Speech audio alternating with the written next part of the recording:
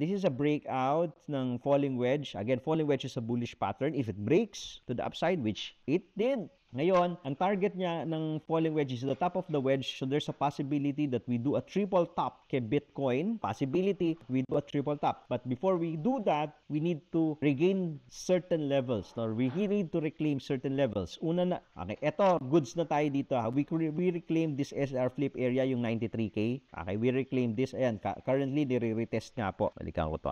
Baan natin to.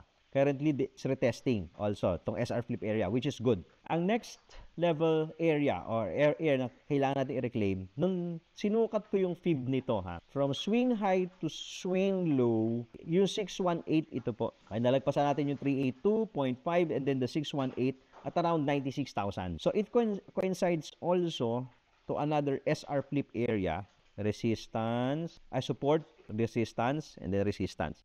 So, kailangan natin, ito na yung next natin na kailangan i-flip and then the 100K psychological number. And then, nandito na tayo, balik na tayo sa 100, 809. So, kailangan mo natin i-flip yun. Ngayon, ito yung nakikita ko po na pattern na pwedeng gawin ni Bitcoin. Look at this. This can be a possible flag. Second na flag. Okay, so ito yung unang flag. Pakita ko sa inyo. This is the first flag of Bitcoin. So, yun yung possible na unang flag ni Toybits. Yan. Okay. And this is the possible na second flag.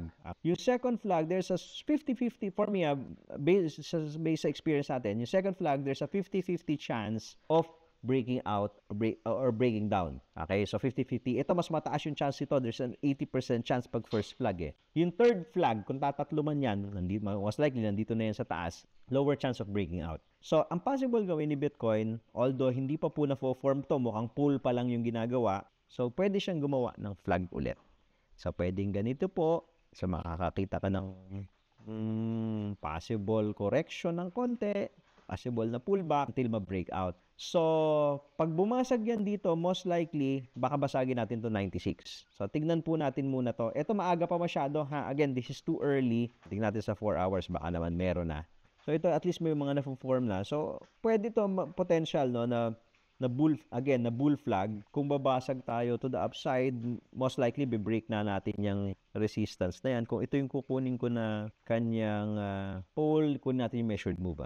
100, ayun, sakto. 99,600. So, nandito yung air. Yun, ito. Most likely, ito yung next. Most likely, possible na yaan po yung next area ni Bitcoin na kanyang possible resistance ulit. Once na binasag muna to, ha? Again, may 96 area pa tayo na kailangan basagin. So, let's see paano magmamaterialize itong flag. So, as you all know, pag tumatagal, nagbabart Simpson, ha? Okay, so, siyempre, yung consolidation na to, gusto mo, wag masyadong tumagal. So, gusto natin na, okay, konso tayo dito. Okay, tapos basag. Kasi pag tumagal na naman yan, konso, Bart Simpson. Uli. Observe nyo po yan. So, especially if you're trading leverage.